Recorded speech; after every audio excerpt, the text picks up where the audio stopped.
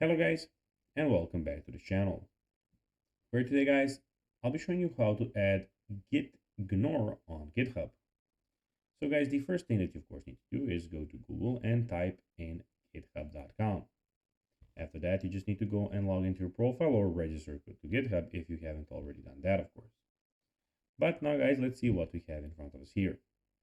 In the top left corner, we have the home, issues, pull requests, project discussions, and code spaces. In the top right corner, we have everything about your profile. You have your profile, responsibilities, your Git, as you can see, a lot of things here. But now guys, let's see how you can actually go and add Gitignore on GitHub. It is pretty simple and you just need to go and follow these few steps to know how to do it in no time. So basically, you need to go and add you need to go to your repository first of all, and then you need to create a .gitignore file. Navigate to the root dictionary of Git repository. So you need to go to the dictionary and then you need to edit the .gitignore file. Open the .gitignore file in your favorite text editor. Add the file and description you want to ignore. Then comment the file.